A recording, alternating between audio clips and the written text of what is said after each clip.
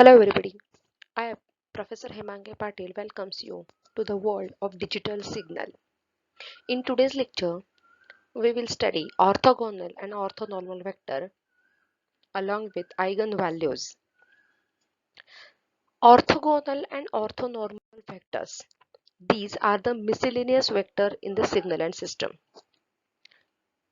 Before defining orthonormal vector or orthogonal vector, let us define vector first of all.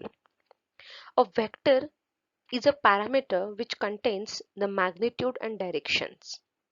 That means a line which has a magnitude and which has a direction is called as a vector. The vector is represented by a single arrow like this. That means this arrow has a direction and this arrow has a magnitude of this much amount like this. So consider the two vectors as shown in figure. Consider the two vectors, this v1 and this v2, and the component of v1 along v2, this one is called as a C12 V2. That means we have drawn a perpendicular line from V1 on V2 and that is represented by this V2 into C12, where C12 is a component from V1 to V2. So here we can represent vector V1 in terms of V2 is equal to V1 is equal to C12 V2 plus VE. Here VE is the error vector. Sometimes it may happen that this component line which we have drawn on V2, this component line may be drawn like this or like this or like this, anything. So in that cases, some error may be introduced and that error is represented as vector VE. If this line is drawn correctly, then in that case VE is equal to 0. Now these two vectors are said to be orthogonal to each other if the dot product of this V1 and V2 are 0. That means the component from C12 and VE both should be 0, then that both vectors can be said that they are orthogonal to each other. The concept of orthogonality is applied to signal as well, very similar to vector. A signal is said to be orthogonal to the another signal if their integration over the period is equal to 0. The signal which contains odd harmonics, that is third, fifth, seventh, and have the different frequencies are mutually orthogonal to each other. In trigonometric type signal, the sine function and cosine functions are also orthogonal to each other, provided they have same frequency and they are same in phase. In other manner, the DC signal and sinusoidal signal are said to be orthogonal each other. Let us consider the signal F1 and F2. Very similar to vectors, Fe is the error vector. Now, this F2 can be represented in terms of F1 is given by this equation. In this equation also, if the integration is drawn from the period T1 to T2, and if that integration is become 0, then that both signals are said to be orthogonal. So we can define that the two signals are said to be orthogonal if they are integrated over a time period of T1 to T2 is 0.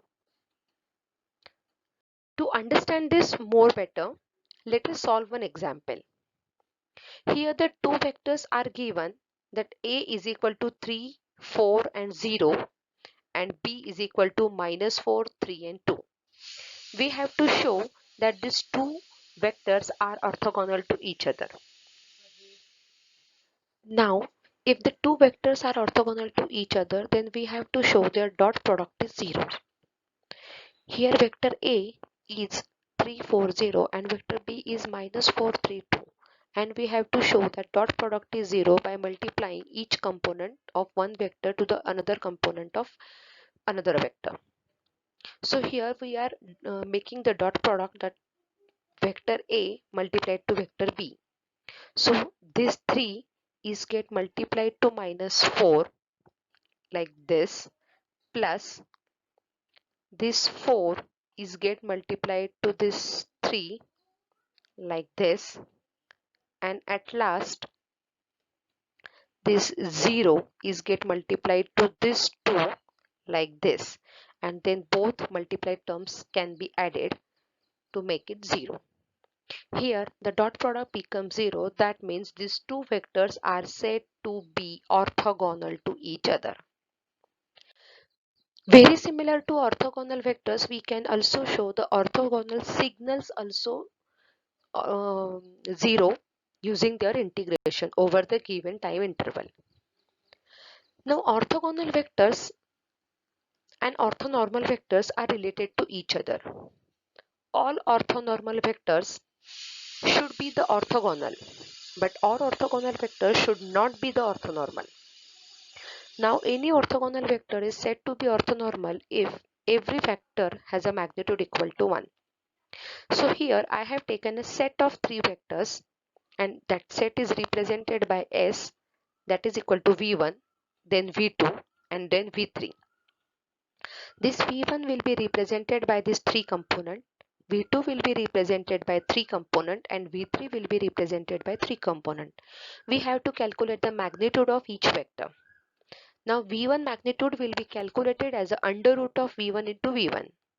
So we are multiplying the same component by the same component, and we have to square that. So here 1 by root 2 and its square is equal to 1 by 2, plus 1 by root 2 square is equal to 1 by 2, plus 0th square is equal to 0. These all terms are added and put in the under root, so we become 1. Similarly, the magnitude of V2 is also 1, magnitude of V3 is also 1. So if all the vectors are having the magnitude 1, we can say that vectors are orthonormal vectors. Again, remember, all orthonormal vectors must be the orthogonal vectors, but the vice versa may not be true. Now look at the eigenvalues and eigenvectors. Almost all vectors changes their direction when they are multiplied by any matrix A. I already told that vector is a parameter which have the magnitude as well as direction, and that eigenvalue will be represented by x and lambda with respect to matrix A. If A is the n by n square matrix, then there exists a non-trivial solution of a column vector x to the matrix equation Ax is equal to lambda x, this one. Now here x is a vector which has the all component but not zeros. This lambda is a scalar quantity. In this equation, A is a n by n square matrix, x is called as the eigenvector, and lambda is called as the eigenvalue. Now this is the matrix equation given in the standard form Ax minus lambda x is equal to 0. Now let us consider I is a n by n identity matrix. Now substitute this x by I into x in above matrix, because by multiplied by I to any matrix doesn't changes that matrix.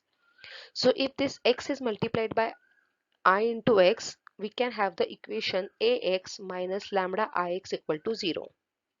So we can take this x and this x common, so we can get a new equation A minus lambda I into x equal to 0. This matrix expression has a non-trivial solution x of determinant of the matrix A minus lambda I equal to 0. And this equation, that is determinant A minus lambda I equal to 0, is called as the characteristics equation of matrix A. Here I have given some examples using which we can easily calculate the eigenvalues. Here the matrix A is a 3 by 3 square matrix 1 1 minus 2 0 0 2 1 0 1. Solution. Now let us calculate the eigenvalues. For eigenvalues we have to find out A minus lambda I. A is nothing but this matrix, lambda is a scalar quantity and I is the 3 by 3 identity matrix. So multiply this identity matrix with lambda and subtract that prepared matrix from this A matrix, so you will have this equation. So 1 minus lambda into 1 lambda, so 1 minus lambda, again 1 minus lambda into 0 is equal to 0, so it become 1 like this. And now we have to write down the characteristics equation. In characteristics equation we have to find out the determinant first of all. So how to find the determinant of this equation? So let us consider the first parameter from first row and first column equal to 1 minus lambda, which is this one. And then just cancel out the first row, first column. We are left with the 2 by 2 matrix, this one. And you have to cross multiply this matrix. So this lambda into 1 minus lambda minus this into this. So just you have to multiply that two rows. So that determinant will give you the answer 0. You have to equate this equation to the 0 to have the values of lambda. By simplifying this equation, the equation we can rewrite as a 1 minus lambda, lambda minus 2 and lambda plus 1 equal to 0. If we equate all these three bracket equal to 0, we get three solutions, that is lambda equal to 1, lambda equal to minus 1 and lambda equal to 2. And these three equations are called as the eigenvalues. Sometimes you may get the eigenvalues only for two components. Here as we are getting the three components, sometimes it may get the two components only.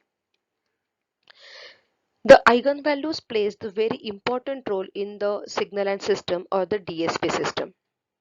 And hence, how to calculate eigenvalues is a much important topic. So, today we have seen eigenvalues, orthogonality and orthonormal vectors. So these both vectors and values are very important in the DSP system to define how the signal or how the vector is. This much is enough for today's lecture. Thank you very much.